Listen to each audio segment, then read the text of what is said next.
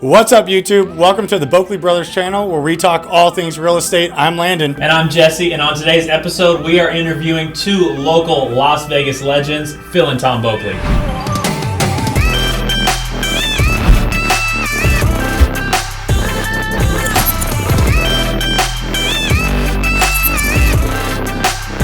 We're super excited to have these guys on today, two Las Vegas legends. If you've driven around Las Vegas and you recognize PT's Pub, well, here they are sitting with us today, Phil and Tom Boeckle. These guys built bars from 0 to 37 pubs here in town. They flipped thousands of acres of land.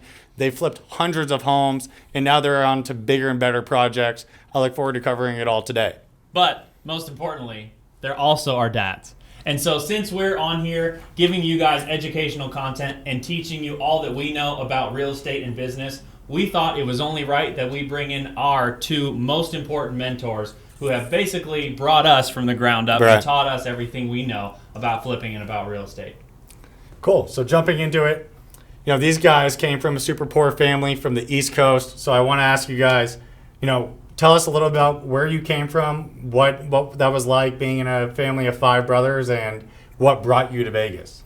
We were a poor family. We had five brothers, no dad. Me and my brother been entrepreneurs since we were 10 years old, selling mini bikes, selling cars, selling motorcycles, doing auto body repair. We had a lot going on. Tell us a little bit about your education and where you come from on an educational standpoint, because I think that's super interesting to those viewers out there who may not be going to college or maybe having a hard time in school. Tell them about that. So education, everybody thinks education's so important, and it is. I don't want to discount it. But we grew up with virtually no education. We barely got through school, 12th grade. It was a struggle. Just to graduate high school. All the way through school. But the cool thing about it is we were always entrepreneurs. We were selling frogs. We were selling turtles. We were selling cars. We were doing all kinds of stuff in high school. You've told me this. So your family, obviously, really poor, didn't have a whole lot going on the family side, but you ended up being two of the richest kids in high school. You had multiple cars. In high school to this day, I think we're the most successful guy out of a big graduating class, too. We lived in one of the richest neighborhoods of New York, and that's right out of Scarsdale, New York. Mm-hmm. So we had all these kids showboating with all these expensive cars, and by 12th grade, we owned dozens of cars. We would drive a different car every day. That's awesome. We were the richest kids in high school. So it goes to show education's not everything nowadays. You don't always have to go to college or do well in school to be ultra successful. Well, the thing about education is there's guys to this day way more scholastically smarter than us in a meeting. But in the meeting, they don't even understand what we're looking at. We're looking at something totally different than the normal person, because when we look at something, we analyze it different, and we know how to make money from almost anything we touch. Yeah, it's really cool. So what brought you to Vegas? How did you think about opening bars? What even brought you to that point of starting bar number one? Where did you get the money from, and how'd you do it? So in 1977, I just turned 20 years old. And I figured I had enough in New York, so I wanted to, travel out. So I came to Las Vegas, and I got a job immediately selling shoes in the mall, making minimum wage, and parlayed a few things early on. And before you know it, I owned 6 pool concessions at these major hotels, taking down over 1,000 a day in 1980. So you're making money back then. I was making some bank back then. So you were selling floaties and sunscreens and cash. Cash. Straight cash. And then my brother came out shortly after. Followed the money. Yeah, well, he just came out shortly after, because we've always been partners. From birth, we've been partners. Yep.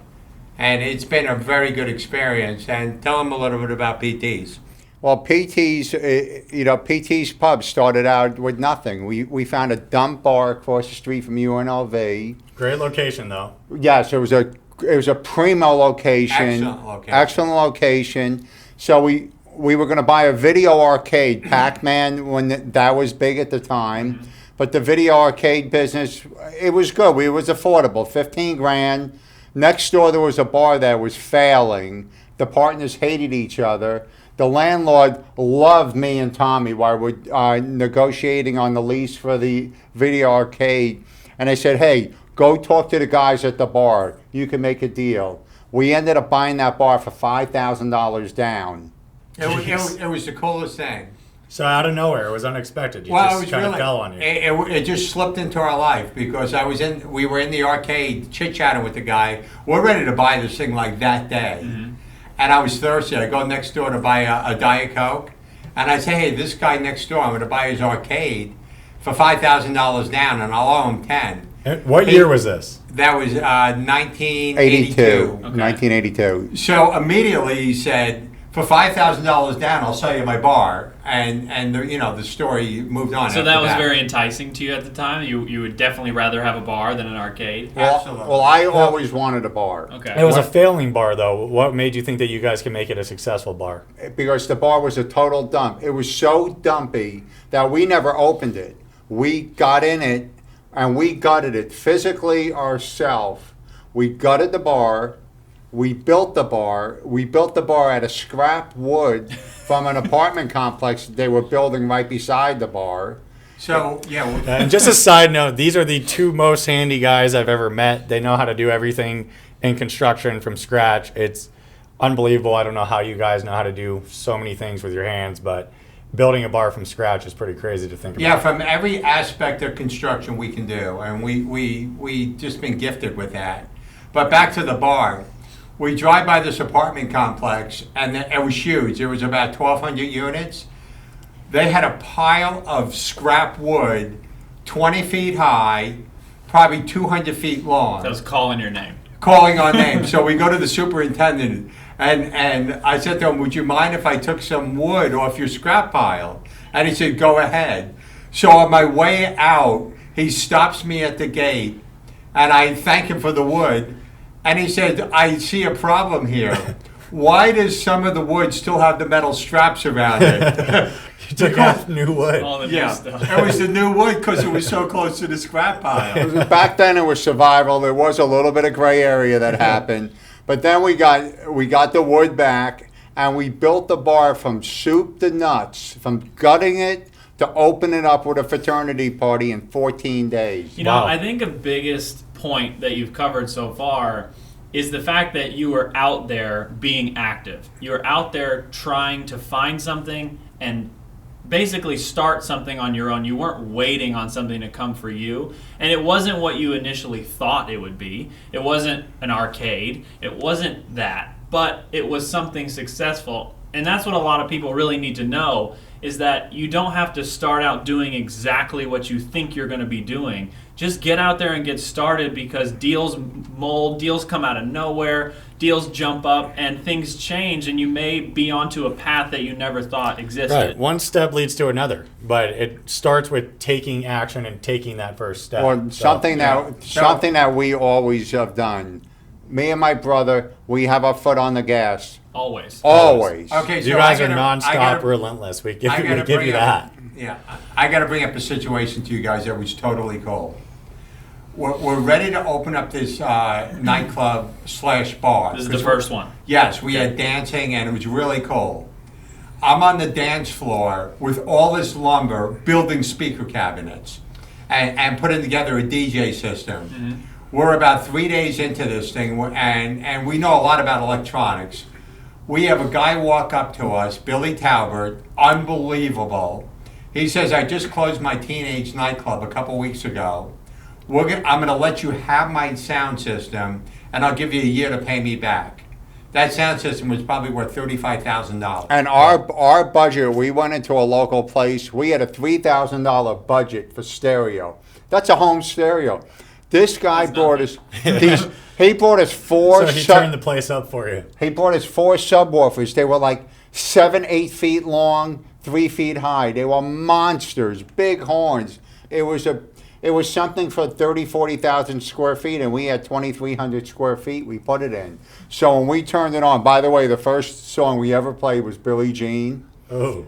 and it was badass. And we played the long version, so it lasted for about 4 hours. Yeah. We never stopped playing it because Yeah. people wouldn't stop The dancing. best part about it is from finding materials to working with people that bring you things. You're very resourceful in everything that you've done, and you probably kept that into the second bar, the third, and on and on and on. Yeah. So You what know- was that like going from 1 to the next 1 to the next 10? Yeah, Well- how do you go from 1 to 37? That's what I want to know, because that's a huge feat. I mean, it was the largest chain of privately owned bars in the history of Nevada, which it says something. You know, that's Yeah, a it was pretty fun. big accomplishment to handle. So after we got momentum in the first bar and actually understood it, right away we started building 2 more bars. And within a very compressed period of time, I'd say 7 years, we built 12 bars. And that's a lot of bars in a short period of time. Did you own all the land that you built the bars on, or were these all leases to start? We did both. They started out as leases. Then we started when you were born. The year you were born was the first bar that we bought the land on Stewart and Ellis. In fact, on the marquee sign, I said it's a boy. Nice. I put that on the That's sign. really I love nice. you, Landon. We did it. We did. Yeah, so it was really cool. We leased a lot and we bought a lot. Okay. And I'm going to tell you guys one thing. When we bought all those bars, and we owned a lot of real estate underneath PTs, it was our retirement. We didn't do anything with it until years later, and we started selling them off in our 50s. Matter of fact, we're selling the last bar we own Today. next week. Yeah, okay. Next week it's going to sell. So it's been like an annuity for us, which is great. Yeah, the bars have been Yeah. great. And you ask a question, how do we get from 0 to 37 bars? Here's what I tell people. Go in your backyard, take a shovel of dirt, throw the shovel of dirt on the ground. You can't see it, right? Well, do it for 20 years and now you got a mountain. Yeah. That's the key to success. Start out with a shovel, but don't Consistency. stop. You got to Right. keep throwing a shovel of dirt. Before you know, you got a little mound, and now you got this mountain. And right now, we say, where did all this come from at our age? Well, I mean, where did all these assets and all this money come from? It seems like, you don't even know where it came from. Just Okay, so years of piling up little pieces and being consistent. That's right. So it's Yeah. the consistency factor that got you to where you're at. I got to bring up an incident that was really cool. So I'm just going to go back a couple clicks. When we were in the swimming pool business, it was so cool. I had my friend on the back of my motorcycle. I never had that kind of money before, so I went from complete rags to riches and leased the penthouse of this new apartment building, and we thought we were rich. In 1 year, I bought a new car, a new house. My buddy's on the back of my motorcycle, and we're driving down I-15. He said, "Slow down, Tom. You're making too much money to die." It was awesome. I love that. So, after how many years in the business before you sold the 37 bars off? We were in the business approximately 20 to 21 years. We sold all the bars in May of '02. So Okay. really, by next year, we're out of the bar business for 20 years. But it feels like yesterday. So you sold 37 locations. Yes, Right? over a That was 20-year period. 02. What was your next step? Did you have it in mind, or was this something you stumbled into? Well, it was kind of a unique situation. In 2008, the real estate market took a dive worldwide. It was the worst in 100 years. And that's just history. But before 2008, so after the bars in 2002, I know you guys got into land development, and I don't know a whole lot about it and what you guys did. What were you doing with land? How much land did you own and sell? Here's what happened. We sold PTs. The next month, we bought our shopping center location up in Sun City Anthem. We paid $2.8 million for this piece of land. We were green too. We didn't know anything about So land. you've never flipped land, you never did land development. So We- once again, you're just jumping in Yes. the fire, Yes. jumping in the fire, having confidence in yourself that you will succeed because you're aggressive We and just consistent. have the feel for making money. We sold that piece of land for $9.5 million a year later.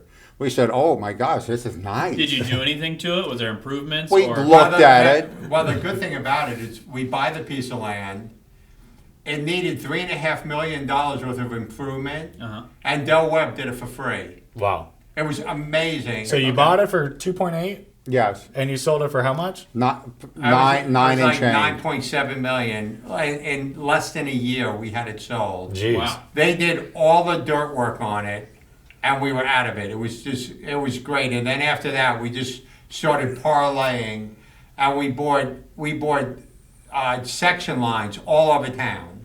Okay, so that first piece kind of started a light bulb in your head, and you were like, okay, I need to start getting into land now. This is big money. So you went from bars to land really fast and just started running as fast as you could in a different direction now. Yes, but there's risk to everything because in '02 we started buying land. In '08 it was like putting the brakes on, hitting a wall. It was like hitting an invisible wall that just knocked you down, Yeah, and it knocked everyone down. Yeah, tell us a little bit about that because we haven't truly gone through a major corrective cycle within our business, and I know a lot of new investors are worried about a cycle and what that looks like, or a correction and what that looks like.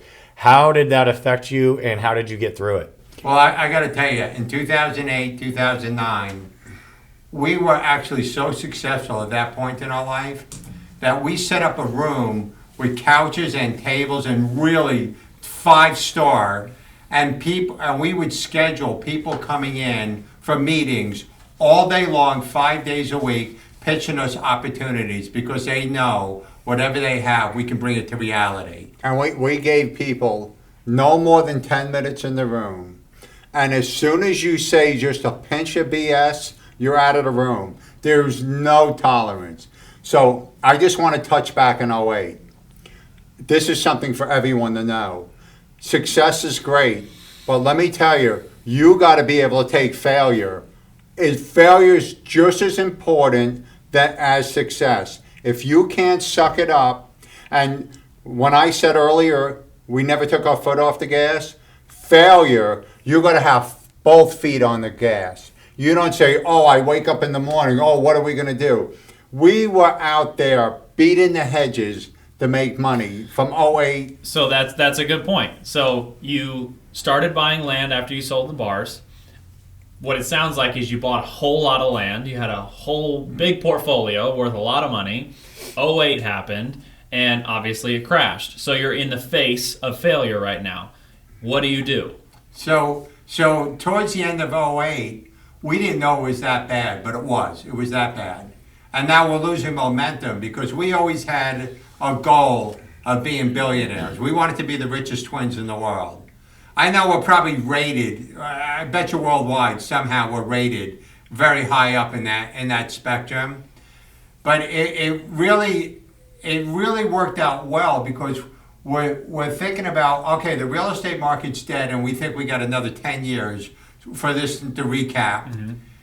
And we started thinking about, well, we got to switch gears here. You always have to switch gears. Right, so talk about when you that. see yourself failing, and we tell this to people all the time, if you're taking a train from here to New York and that train breaks down, get off and get on another track.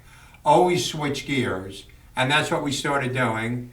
And in 2009, 2010, we set up an electronics shop in our office. Before we did that, I mean, we always find another wave to get on. That's the key. And what Right, was so that you jump wave? on another track. The wave was housing because we were good with our hands. We're experts in housing. Even back then when we weren't flipping houses, we knew more than anyone about housing and construction. So you can't come and lie to us about construction. So we actually put our tool belts on in 2009 when we started flipping homes. We said we have to be experts ourselves. We put our tools on. The first year, we were looking at the houses, fixing the houses up, doing all kinds of improvements. All the finish work we were doing ourselves. How many houses a year did you flip during that time? What was the volume looking like? In 2008, 9, and 10, we were averaging about 125 homes a year. And it was really cool because we were experts at doing it because we were on the ground. We spent about a year and a half on the ground because I can remember Jesse calling me up at night going, are you still out looking at homes? you'd have to look at them the night before because they go to auction. Jumping over walls, So all we kinds of stuff. We never stopped. There was like a 24-hour thing because, like I said earlier, we felt we were losing big momentum on moving forward. Mm-hmm. We had to switch gears, and we switched gears into the housing business. It's interesting because a lot of people think like, okay, if the market crashes and you're in the housing business, you got to switch to another business. But, where our mindset is, you guys succeeded in a housing crash, in a chaotic housing market. How did you succeed in a corrective market? Flipping 125 homes a year when the market's down 30-40%, most people think that that's an impossible thing to do.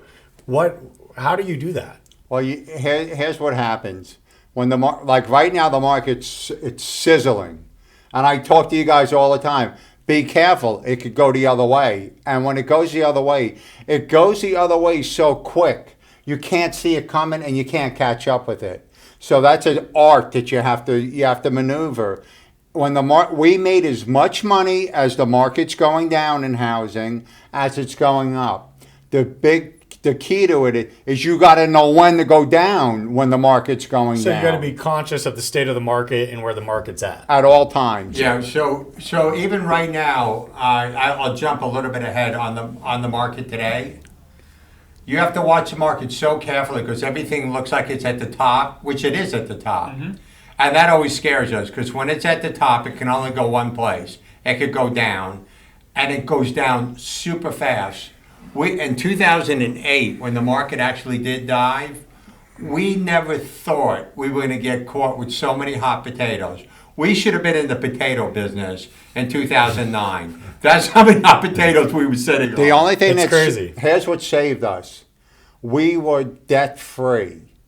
All our land we owned free and clear, and we had a feeling that something was going to happen. And 6 months before, I'll give you another scenario. We bought a piece of land in Phoenix. We paid $4 million for it. In 2017, we sold it for $26 million. Sheesh. And you know what we did? Instead of putting it back in the market, we paid $26 million worth of debt down immediately.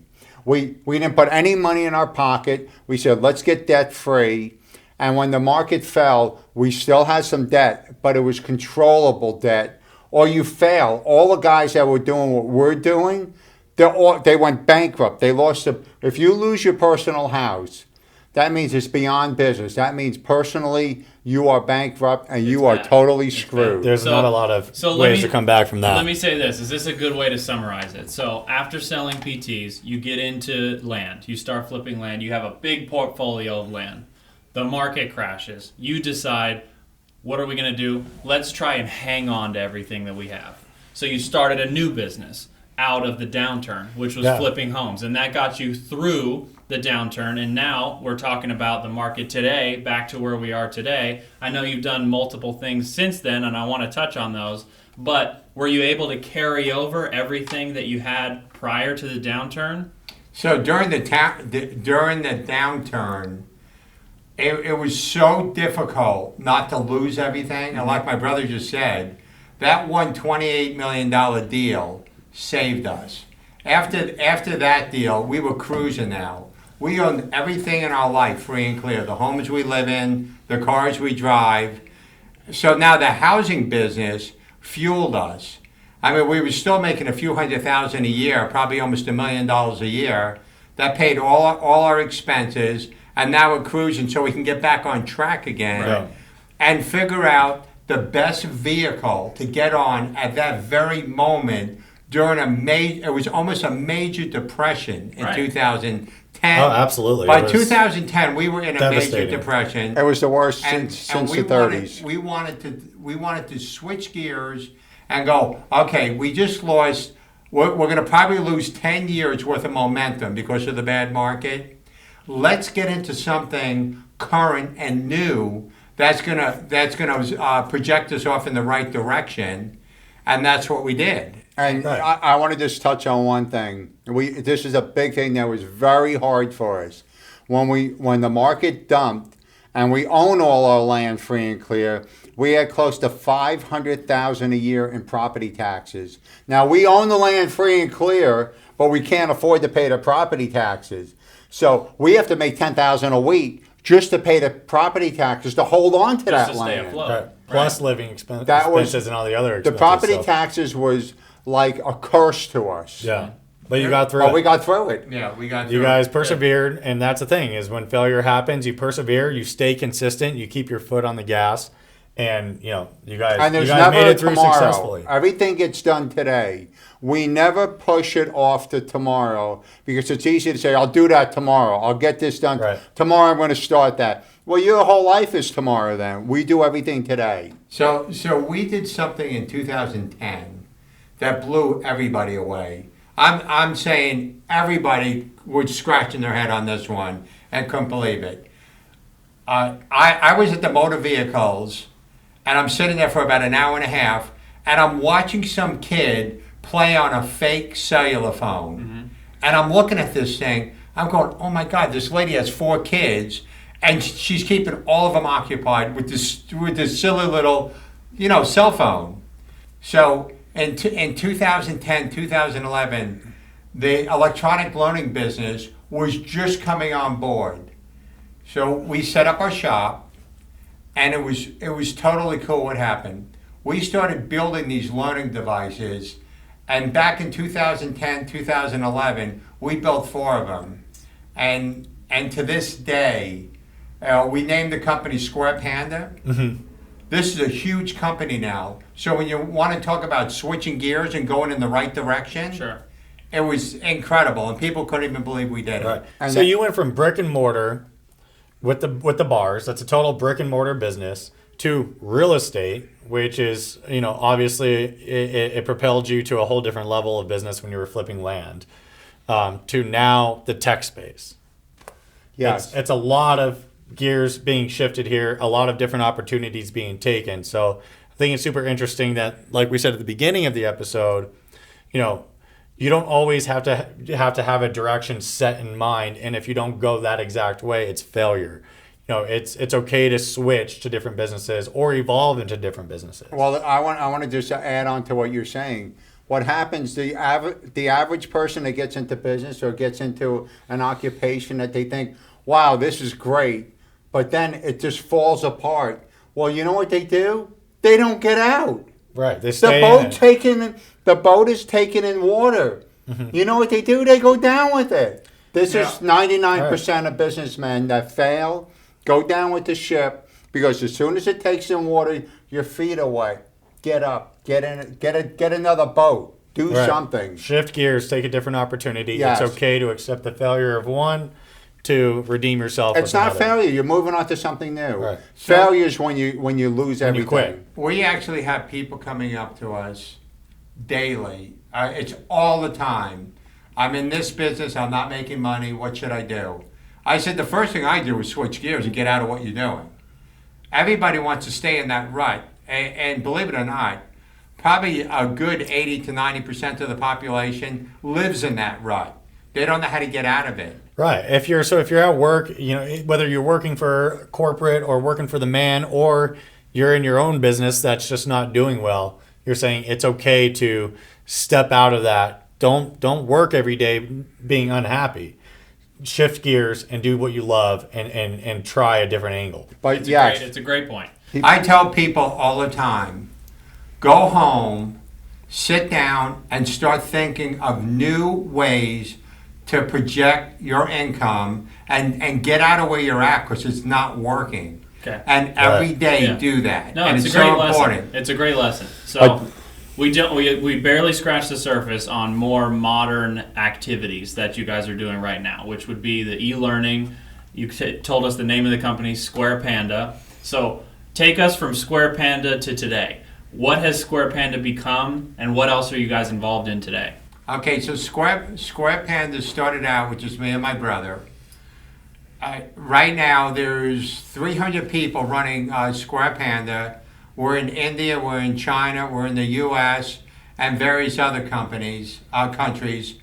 We're in over 1,600 schools in the United States, and Andre Agassi became our partner back in about 6 years ago. So he's been our partner for 6 years. Yeah, and Andre's huge in learning. Andre owns learning centers all he's over. a game changer. All over Vegas, and Yes. he's Been a game changer Yeah. to the company. When you hear Andre Agassi, people that don't know him from the early stages, they say, "Oh, this guy's out of the limelight." This guy's more famous today than he was when he was a superstar. right, and he's super philanthropic with childhood education, with That's his childhood passion. learning. So Yes. if you guys are interested in Square Panda, check it out, squarepanda.com. It's a super cool device. It's up and coming. It's super technologically sound.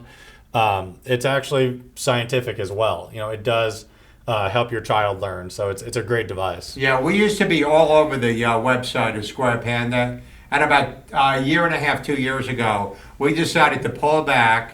And we're still major shareholders in it. We're in the top shareholders, but we let them run the company now because we segue, like I said, and always my big thing in life is keep getting on a different track and find the fastest train.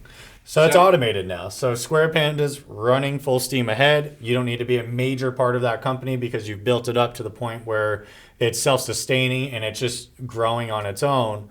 So now what are you guys doing? What's going on now? Well, now our mind thought has changed since we're going to be 64 this year. And this is what, I know, it's old. This is what people don't realize. It's getting there. This is what people don't realize. Number one, if you don't have your game together by the time you're 60, you're in trouble. Right. You're in more trouble than you know because the time you find out you're in trouble, you're screwed. Being broke and old, nobody wants to know you. Right. Nobody wants to help you. It's terrible if you're broke and old. But on the other hand, we're doing good. Yeah. Our time now has become more valuable than money. So we weigh it. If we have a project, time, money. Time has to win because the time we're losing time now. We're running out of time. So what are you doing with your time? We're trying to enjoy ourselves as much as possible. More and more, starting to get rid of some of the things that we're doing, selling our land, because we want to focus on one thing, our time in life. So after 64 years, you're finally feeling the ability to sit back, relax, enjoy your fruits of the labor over all this time, which you're still working every day. Right, it Don't get me sounds wrong, good, but I know you two. You're not going to retire. Right. But family time or your time is more important than anything nowadays. Yeah, our time's very important. We're 64. We're running out of every day is valuable to us, and so right now in our life, and it's really good and it's really positive, but it's really big. We started a new project. And like I said earlier, I love switching gears and figuring out something new. So there was an opportunity. They're building a $5 billion resort on Las Vegas Strip. And we went to them with a concept that we have on a 500-foot entertainment center with rides on it. So it's 500 feet tall. It's loaded with all kinds of amusement rides. At the base of it, we have a big casino. Yeah. And then we have several restaurants, a food court, and a big entertainment venue. I think we should keep people guessing on this one as to what it's going to look like and what it's really going to entail for a later video. I think it'd be awesome to circle back it'd be around really cool. to this new project because it is very exciting for you guys and for the family and for Las Vegas as a city. So it'd be really cool to get back on here when it comes to fruition a little bit more and really do a video on that because it's a massive project that I'd like to Maybe we can even go there. keep secret, Show it, right? yeah. Something else I just like, we talked earlier about, if things are failing, don't go down with the ship, get out of it. But it's a real fine line because if you're in something and you say, wow, this is not looking good, oh, I'm going to get out of it. Oh, this is not looking good, I'm going to get out of it. Well, you're going to blow 10 years or you're going to be at square one because you jumped too much. It's a real art to know when to get out of something. It's also not easy to do. That's what scares a lot of people from doing that exact thing, moving gears, switching gears, is because, it sounds good. I'd love to get into a new business, but one, I may not know anything about it, which has never stopped you. You don't know much about childhood phonics and education and learning, hasn't stopped you from making a company. And two, even if I want to get onto that gear, I don't know how to take it from zero to hero. And I feel like that's one of the biggest aspects about you both that I truly appreciate the most, and what you've helped to teach us is to take an idea and turn it into reality. That's an invaluable skill that I don't think you can always learn. Sometimes you just have to have it.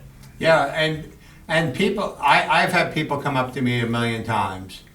How can you come up with a concept and move it along, create a corporate structure and turn it into a real business and just keep moving forward with it? How do you do that? And it's something, I don't know if you can teach somebody that. That's the secret sauce. I think that's a secret sauce in the whole deal. Yeah. Well, it's you got to be born with, the level of skill you guys have, and I think we have that level of skill as well. You got to be born with that, or it's got to be in your blood. Obviously we grew up, walking bars with you guys, and when you were flipping homes, I was working on the homes with you guys, and we've grown up around business our entire lives, so I think we were born and bred with it. But if you're not, I think the key is to, keep pushing. You don't have to know how to do everything from square one. You got to work very, very hard to learn how to push it forward each and every day. But you don't need to know everything about that business or about that endeavor from day one. Baby steps. I got to tell you guys, if they had like a contest, and I wish they would, it'd be so cool, that they would take us and put us in the middle of New York City with no money. We talk about this all the time. And see how we would survive. It'd be fun. I promise you, within 90 days, we would be on our feet. Yeah. Within a year, we'd be driving nice cars and have a nice place to live. I don't doubt it. And have a nice income. I don't doubt it. And let's not forget one thing. Hard work is, we always say, the harder we work, the luckier we get. But then again, we want to be lucky. We don't like to work hard. Here's what we like. You know that You guys already. like to sit at Starbucks. We sit at Starbucks, but here's the gift that we have.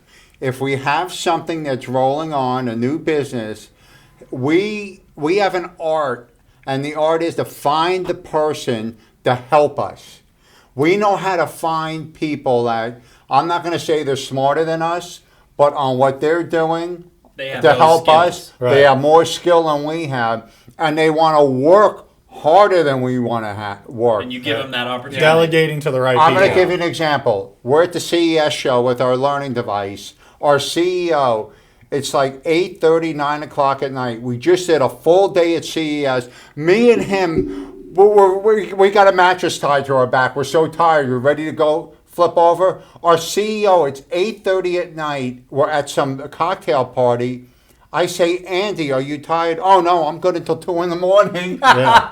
And I'm saying that's our guy. Yeah, they'll do it. Right. They'll work It's with all it, too. about delegating to the right people. It's all and about being able to delegation. automate those businesses. And So we've been able to learn a lot of those skills from you guys, and that's basically helped us build our business and get to where we are today. And it's really thanks to both of you guys. and the lessons you've taught us and the example that you've given us.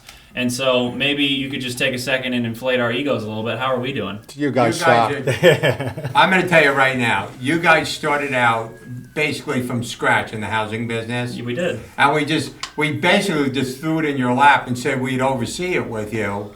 And our overseeing it with you was spending half the day at Starbucks and telling you guys to go out and look at 10 or 20 homes in a week and see which one you want to buy. And you So calling as- us every as 15 things minutes, where moved are you? on, you guys learned it quickly, and we realized this, and we're going to date ourselves a little bit by saying this.